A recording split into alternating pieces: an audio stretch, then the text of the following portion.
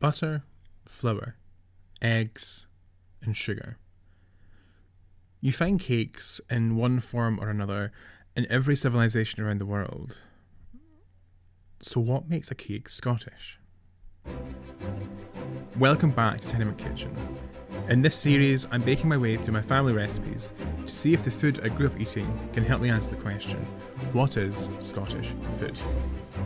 And this is my first two-part video looking at what must be undoubtedly the star of any kitchen, the cake. I think it's important to make a distinction here, because not all cakes are created equally. There's the cakes for the birthday, the wedding, the festive holiday. I think it's pretty ubiquitously referred to as a celebration cake. But what about all the others? The cake that you bring to a friend's house for lunch, or that you whip up for an office bake-off or a charity bake sale, the loaf cakes, the muffins, the sandwich cakes that were made for a cup of tea. This episode is all about the everyday cake. The joy of these cakes is that people have very low expectations. It's not a wedding cake or a birthday cake. No one is going to gather around it as a focal point. But I think we should get started with the history. So, cakes begin to look a lot closer to what we eat today in the 1600s. So to get started, I wanted to go back into the National Library of Scotland archive to look at recipes and see what might be constituted as a day cake 300 years ago. Amongst the recipes for grand cakes and a pretty sort of sugar cake, I've tracked down a recipe for a carrot pudding. It's in a recipe book from 1692, owned by a Dorothy Best and a May Fothergill. It reads, take half a pound of grated bread, half a pound of scraped carrots, a quart of cream, 6 eggs, 3 whites, some nutmeg and sugar beaten together, and butter your pan to bake them. You put it into your oven, strew sugar over it. Do not forget salt. As a personal fan of carrot cake, I really want to give this predecessor a try. Now, the 17th century cook had a much bigger task than I, and I don't plan to tax myself unduly. I tore some white loaves and left them to dry out before blitzing in a food processor, followed with the carrots. In a separate bowl, I whisked together the eggs and cream. The next step in the recipe calls for some nutmeg and sugar beaten together. This sounds a little odd, but that's because neither of these products would have been available pre-ground. Sugar would be kept as a large pillar that would need to be hacked off and beaten down into the fine grains needed for baking. Likewise, a chunk of nutmeg would have been cut and beaten using the rough sugar texture to break it down. Baking in the 21st century is far less laborious. Not forgetting the salt, I mixed the wet ingredients into the dry. Now, I'm not going to ignore how this mixture looks, and if I can be honest, I thought about chucking it out and finding a new recipe. But I've come this far, so I poured it into a buttered dish and placed it into a 180-degree oven. Of course, there's no rising agent in here. There's no instruction to beat the egg whites into stiff peaks, which would have been the standard method for creating risen cakes at the time, or to add any yeast or barm. So, an hour later, while the mixture looks thoroughly more appetising, we know it's about to start sinking. I have to say that while I miss the modern carrot cake and the cream cheese frosting, this is not a bad cake at all. It's sort of like a bread and butter pudding. But baking is about to change drastically in the following 100 years. And there's one reason for this. Invention. From the introduction of fine milled flour, the creation of baking powder, the gas oven, margarine, the handheld whisk was only invented in 1850, and 35 years later, the first patent for an electric mixer is submitted. This renaissance of invention was met with the very Victorian notion of afternoon teas, and just like that, a new breed of home baking is born. It's light, pillowy cakes and decadent gateau. Just like this recipe from Granny Bell. Now this recipe essentially says, put it all in a warm bowl and whisk for 3 minutes. There's no creaming the butter and sugar, there's no mixing wet into dry. I am dubious, but I'm going to commit to the process and do as it says. I add 4 ounces of margarine, 4 ounces of caster sugar, 2 dessert spoons of honey, 2 eggs, half a teaspoon of baking powder, 2 tablespoons of milk, and 5 ounces of self-raising flour into a warm bowl.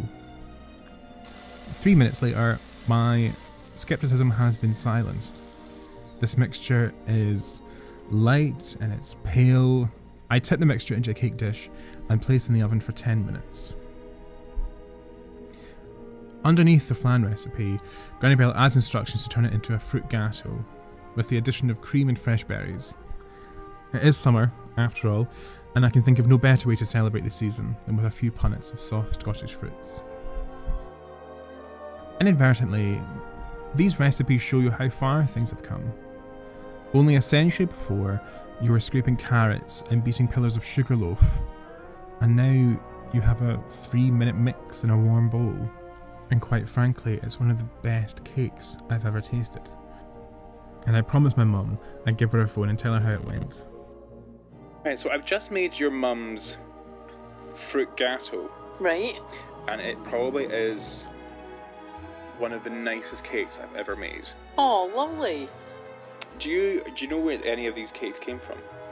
That particular one, she used to read magazines, and if she saw a recipe in it, she would try it. I think she was someone who really liked to try different recipes, and so I know that she had the recipe book. Well, because there's another recipe here that's just called question mark loaf. 1 cup of milk, 1 cup of currants, 1 cup of sugar, 4 ounces of marge, 8 ounces of plain flour, and then she's got a little bracket next to all the ingredients and says boil. I've not tried that one. I might not have tried it because I just saw question mark loaf. I don't know if she might have taken it down wrong, and there's no baking powder in there, or bicarb. That's quite unusual, isn't it? I'll give it a try. And see Absolutely. If it works. And that's exactly what I did. And it's this, a gorgeous fruit loaf. It's sort of between a rock bun meets scone. It's certainly not like any recipe that I've ever tried before.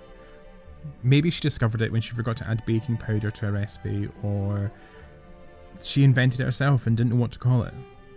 Regardless, I would thoroughly recommend that you try a question mark loaf. Other than the kitchen appliances and the advances in convenience food products, the 1800s also sees an explosion in print.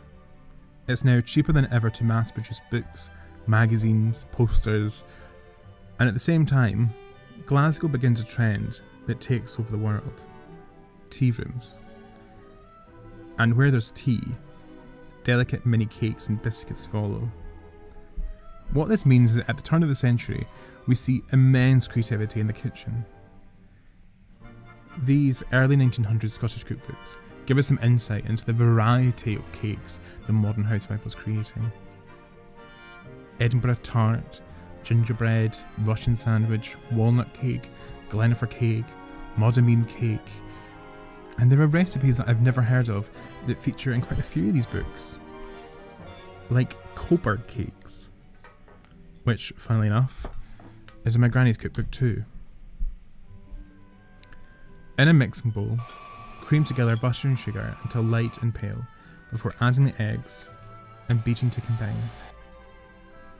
Add golden syrup to hot water and add ground ginger, cinnamon and mixed spice to the self-raising flour along with a 1/4 teaspoon of baking powder.